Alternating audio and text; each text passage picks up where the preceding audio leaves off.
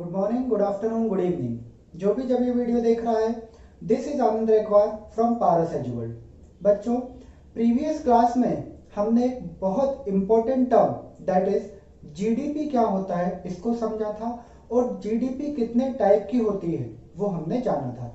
और हमने वहां देखा था कि जीडीपी मेनली दो टाइप्स की होती है। First is GDP at current year price, जिसको हम बोलते थे nominal GDP, and the second one is GDP at constant year price या बेस ईयर प्राइस, जिसको हम बोलते थे क्या, रियल जीडीपी, है ना। अब बात ये आएगी कि आज की क्लास में हम देखेंगे कि क्या ये जो हमने नॉमिनल जीडीपी निकाली है, मतलब जीडीपी एट करंट प्राइसेस निकाला है, उसको रियल जीडीपी में मतलब कांस्टेंट प्राइस में कन्वर्ट करना पॉसिबल है। इफ यस देन हाउ, अगर है तो कैसे है।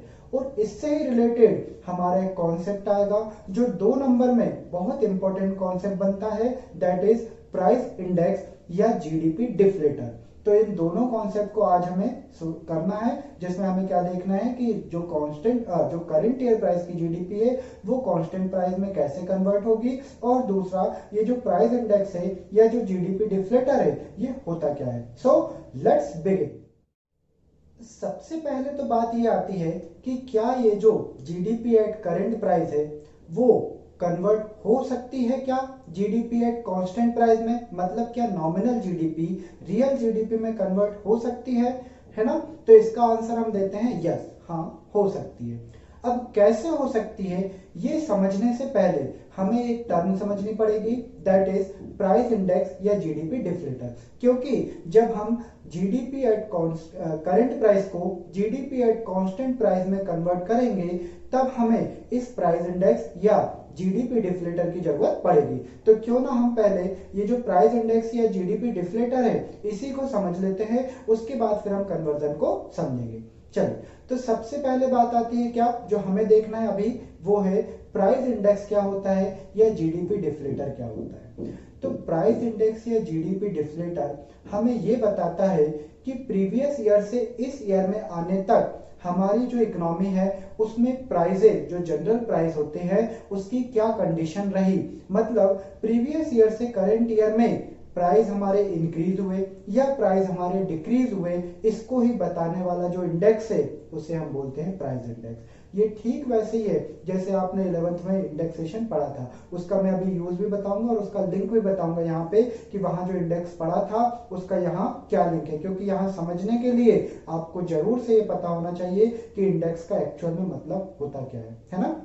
तो यहाँ क्या बोला हमने, प्राइस इंडेक्स बोला, यानी ये इंडेक्स हमें क्या बताएगा कि प्राइस में इन्फ्लेशन आया या डिफ्लेशन आया, तो वो चीज हमको कौन बताता है, प्राइस इंडेक्स बताता है, जिसका एक और नाम क्या है, जीडीपी डिफ्लेटर। ठीक है, अब इसका फॉर्मूला होता है, तो हम वो फॉर्मूला लिख रहे हैं। देखो यहाँ पे फॉर्मूला क्या है, फॉर्मूला लिखा मैंने, price index equals to nominal GDP मतलब GDP at current year price upon में real GDP that is GDP at constant price, और इनटू में क्या लिखूंगा 100, क्योंकि आपको पता होना चाहिए इंडेक्स जब भी निकलता है तो इंडेक्सेशन के लिए इनटू 100 होता ही है। अगर 11th अच्छे से पढ़ी है तो ये बात तो आपको एक ही बार में क्लिक हो गई होगी, क्या कि इंडेक्स निकालने के लिए इनटू 100 लगता ही है ना। तो इसका मतलब ये है कि जो इंडेक्स आने वाला है वो किस में आता है, परसेंटेज में आता है।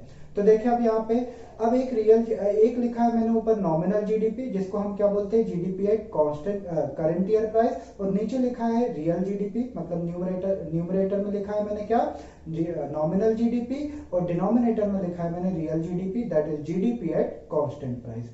अब इसको समझने के लिए हमें जो हमने प्रीवियस क्लास में डेटा यूज किया था उस डेटा को हम यहाँ पर फिर से लेंगे। मैंने कहा था ना उसको नोट करना कॉपी में, तो यहाँ पे अब काम आने वाला है। उसमें हमने एक एग्जांपल में पर्टिकुलर एक टेबल बनाया था, और उस टेबल की हेल्प से हमने एक रियल जीडीपी और नॉमिनल जीडीपी मतलब GDP at constant price, GDP at current price, ये दोनों ही कैलकुलेट करे थे, वो दोनों को हम यहाँ पर रखेंगे। ठीक है, तो आप वो अपनी कॉपी खोल लें और उस कॉपी में जो भी हमने फिगर्स लिए थे वही फिगर्स मैं यहाँ पर यूज करने वाला हूँ, है ना। तो फॉर्मूला देखिए, प्राइस इंडेक्स इक्वल्स टू, क्या फॉर्मूला लिखा है, एक लिखा है मैंने रियल नॉमिनल जीडीपी, उसको हमने क्या बोला, GDP at current year price, जो कि कितने निकली थी हमारे एग्जाम्पल में, वो निकली थी 1,20,000, है ना। तो मैं यहाँ फॉर्मूला रखता हूँ, यहाँ पर मैंने क्या लिखा, देखिए फॉर्मूला यहाँ है और यहाँ पर मैं वैल्यू रख रहा हूँ। तो मैंने नॉमिनल जीडीपी पे लिख दिया 1,20,000। फिर अपॉन में मुझे चाहिए क्या, रियल जीडीपी, मतलब जीडीपी एट कांस्टेंट प्राइस। तो जीडीपी एट कांस्टेंट प्राइस कितनी निकली थी हमारी, उसमें लिखी थी 1 लाख रुपीस। तो मैंने अपॉन में लिख दिया 1 लाख और इनटू में क्या लगा दिया 100। तो मेरा प्राइस इंडेक्स कितना आ गया, तो आप इसको सॉल्व करिए आप, तो आपका आंसर निकल के आएगा 120। अब ये 120 क्या है, यही तो हमें समझना है कि ये 120 हमें बताना क्या चाह रहा। तो अगर आपने मुझसे ही 11th क्लास पढ़ी है तो मैंने आपको ये तो बताया ही था कि जितने भी इंडेक्सेशन होते हैं वो हमेशा परसेंटेज के फॉर्म में होते हैं। मतलब ये जो 120 आया है एक्चुअल में ये 120% है। लेकिन मैंने आपको ये भी बताया था कि हमेशा जो भी इंडेक्स होता है उसका कंपैरिजन 100% के साथ होता है। यानी ये जो 120% है, अब मैं परसेंट नहीं बोलूंगा, केवल 120 बोलूंगा, इसका कंपैरिजन होगा 100 के साथ। और अगर ये जो आपका प्राइस इंडेक्स निकला, अगर ये ज्यादा आ रहा है, इसका मतलब ये बता रहा है कि आपके प्राइस इंक्रीज हो गए। और अगर ये कम आ रहा है, किससे, 100 के कंपैरिजन में, कि 100 के कंपैरिजन में अगर ये प्राइस इंडेक्स ज्यादा आया तो हम बोलेंगे प्राइस इंक्रीज हो गया, और अगर ये कम आया तो हम बोलेंगे प्राइस डिक्रीज हो गया। तो अगर मैं ये जो प्राइस इंडेक्स आया 120 है ना, जो कि परसेंट में है, इसका 100% से कंपेयर करूं तो ये कितना ऊपर दिखा रहा है, ये दिखा रहा है 20 एक्स्ट्रा। मतलब 100 से अगर मैं इसका कंपैरिजन करूं तो प्राइस इंडेक्स 100 के कंपैरिजन में 20 ज्यादा है। और ये 20 ज्यादा है, इसका मतलब क्या है, ये बताना चाह रहा है कि आपका प्रीवियस ईयर से करंट ईयर में आने तक 20% प्राइस इंक्रीज हो गए। 20 आया ना, परसेंट में ही आएगा, तो 20% प्राइस इंक्रीज हो गए। इट मींस कि आपकी इन्फ्लेशन 20% से इंक्रीज हो गई। और मैं प्रूफ भी कर सकता हूं कि ये चीज इनने सही कैलकुलेट करी। कैसे, क्योंकि अगर आप जो प्रीवियस क्लास है उसकी कॉपी आपने सामने रखी है, उसमें जो आपने टेबल बनाया था, उस टेबल में 2019 में रेट देखिए क्या है, ₹10 पर केजी। 2020 में रेट देखिए क्या है, रेट है आपका 12 रुपीज पर केजी। तो आप खुद ही आप कैलकुलेट कर लो कि 2019 में 10 रुपए रेट चल रहा था, 2020 में 12 रुपए रेट चलने लगा, तो महंगाई बढ़ गई 2 रुपए से। और परसेंट में निकालोगे तो कितना आएगा, 20%। भाई 10 से 12 हो गए, यानी 20% एक्स्ट्रा बढ़ गई ना, 10 का 20% 2 रुपए, तो 2 रुपए एक्स्ट्रा क्या आ गए, आपकी महंगाई बढ़ गई। और 2 रुपए एक्स्ट्रा है मतलब 20%, और वही तो ये प्राइस इंडेक्स ने निकाला। प्राइस इंडेक्स ने बस 120 दिखा रहा है, वो क्यों दिखा रहा है, क्योंकि ये ओवरऑल बता रहा है कि 120% रेट है इस समय। तो 120% रेट है, इसका मतलब रेट कितने इंक्रीज हुए होंगे, तो 120% में से 100% माइनस कर दो, तो आपके कितने दिखेंगे, 20% इंक्रीज दिखेगा। तो इस प्राइस इंडेक्स ने ये बताया कि 20% क्या हुआ है, इंक्रीज हुआ है। आपका क्या इंक्रीज हुआ है, आपका प्राइस। ठीक है, तो लिखेंगे ये, इसको 20 मत लिखने लगना। तो 120 मतलब क्या, कंपैरिजन करोगे तब आप बता पाओगे। यानी ये जो आया 120, इसका मतलब क्या होता है हमें ये तो पता होना चाहिए। भाई कैलकुलेशन तो हम सॉल्व करके आंसर ला ही देंगे, पर किसी ने पूछ लिया भैया ये प्राइस इंडेक्स आया 120, ये क्या है, तो आप क्या बताओगे, तो आप बताओगे कि भैया ये जो 120 है, ये 120 एक्चुअल में परसेंट है, और जब आप इसका 100% से कंपैरिजन करोगे तब आपको इसका मतलब पता चलेगा। अगर ये 100% से जितना ऊपर है उतनी महंगाई बढ़ गई, जितना कम है उतनी महंगाई कम हो गई। ठीक है, तो ये आपने क्या देखा, प्राइस इंडेक्स का मतलब देखा। समझ गए आप इस चीज को। तो ये हमने क्या जाना, अभी हमने जाना प्राइस इंडेक्स का मतलब क्या होता है और एक्चुअल में प्राइस इंडेक्स कैलकुलेट कैसे करते हैं। तो प्राइस इंडेक्स कैलकुलेट करने के लिए हमें किसकी जरूरत पड़ेगी, हमें एक तो रियल जीडीपी क्या होती है और नॉमिनल जीडीपी, ये दोनों डेटास की हमको जरूरत पड़ेगी, जिसकी हेल्प से हम प्राइस इंडेक्स या जीडीपी डिफ्लेटर को कैलकुलेट करेंगे। 2 से 3 नंबर में आपके एग्जाम का आईएमपी क्वेश्चन ये बनता है कि व्हाट इज प्राइस इंडेक्स या व्हाट इज जीडीपी डिफ्लेटर। तो क्या होता है, तो वो आपको समझाना पड़ेगा। मीनिंग तो 2 लाइन का है, फॉर्मूले पे 1 नंबर होता है और 1 नंबर आपके एग्जाम्पल पे होता है। और इस एग्जाम्पल में आप क्या बताओगे, ये मन से फिगर ले लेना कि let's the nominal GDP is 1 lakh उसके बाद रियल जीडीपी इज 1,20,000 और वो डेटा पुट करके आप आंसर निकाल देना 120, बस इतना कर देना। उसके आगे मैंने जो समझाया कि इसका इंटरप्रिटेशन क्या होता है कि ये जो 120 आया मतलब क्या है, ये समझाने की जरूरत नहीं है। प्राइस इंडेक्स इक्वल टू 120, बस बात खत्म।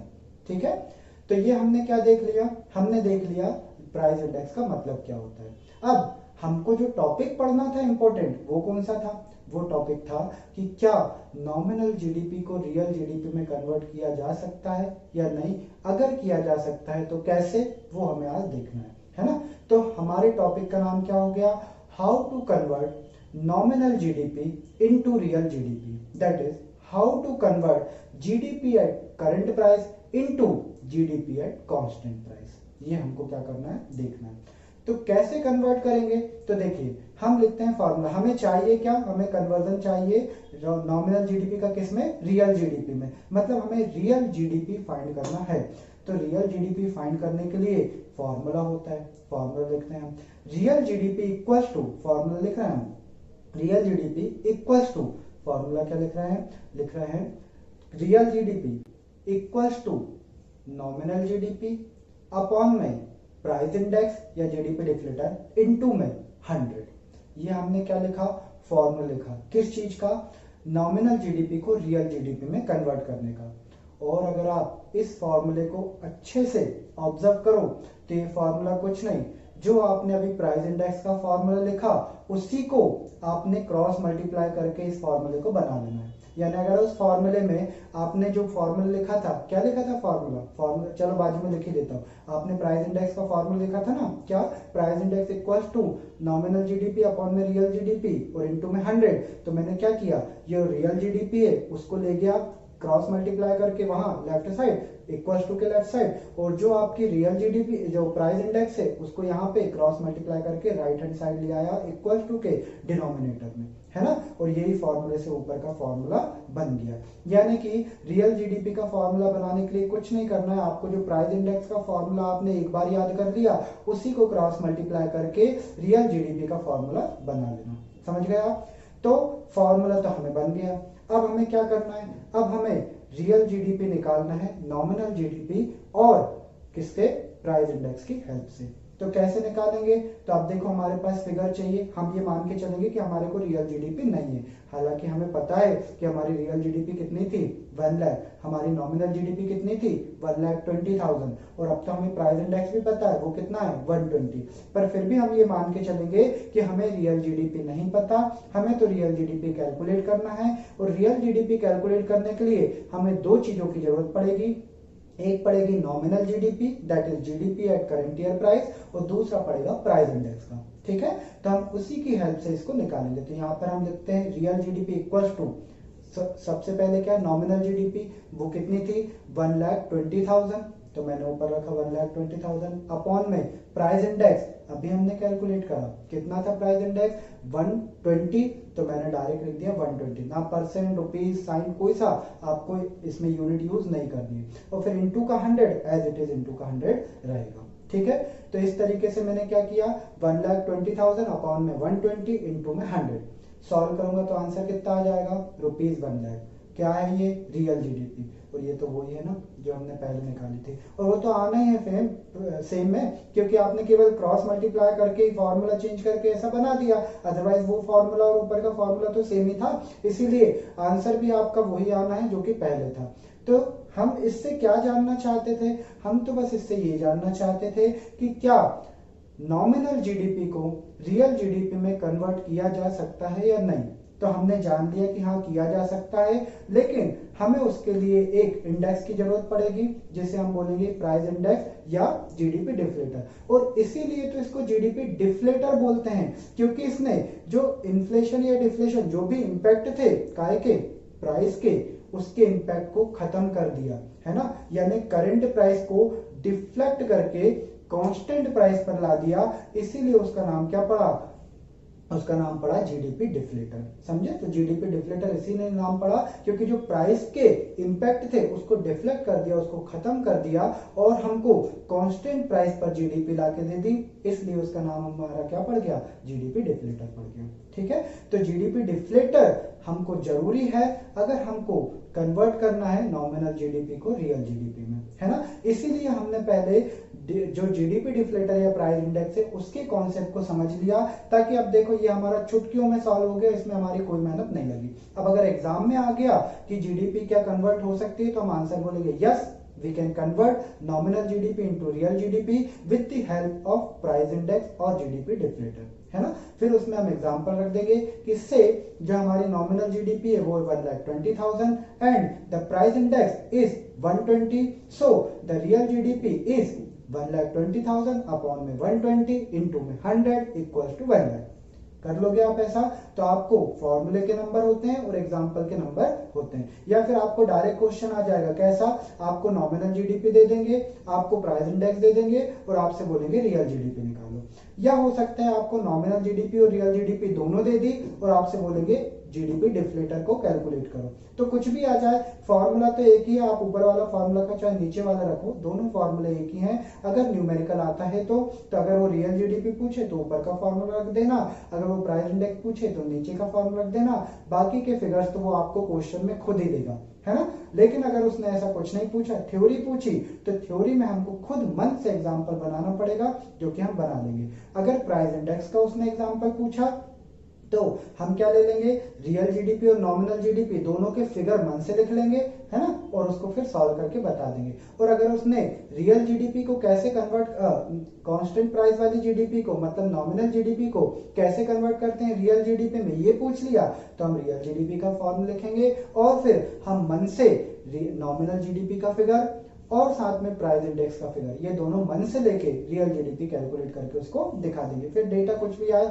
आंसर कुछ भी आए, हमें उससे कोई फर्क नहीं पड़ता, क्योंकि हम फिगर सारे मन से ले रहे हैं, है ना। मैंने तो ये पुराने ही उठा दिए कार में से जो हमने प्रीवियस क्लास में पढ़ी थी, बाकी मैं चाहता तो यहाँ पे भी मन से ही ले सकता था, लेकिन मैंने मन से इसलिए नहीं लिए क्योंकि मुझे साबित करके बताना था क्या, कि जो जीडीपी डिफ्लेटर है उसकी हेल्प से आप वही निकाल के ले आते हो जो कि आपकी रियल जीडीपी पहले थी। और मुझे ये भी आपको बताना था कि प्राइस इंडेक्स कुछ नहीं है, ये केवल कितना इन्फ्लेशन हुआ या कितना डिफ्लेशन हुआ उसको परसेंटेज के फॉर्म में बताता है, जो कि मैं पिछले एग्जांपल में आपको बताया था, उसी की हेल्प से मैं बता सकता था। इसलिए मैंने आपको प्रीवियस जो डेटा था उसी के फिगर्स अडॉप्ट करे। आप चाहें तो कोई भी फिगर ले सकते हैं, सभी से आंसर आपके आने। हाँ, वो नहीं आएगा जो प्रीवियस था, क्योंकि मुझे तो साबित करना था कि देखो मेरी रियल जीडीपी वापस 1 लाख आएगी जो हमने वहां कैलकुलेट करी थी, इसलिए मैंने आपका पुराना फिगर लिया। आप जो चाहे वो फिगर रख सकते हैं यहाँ पर,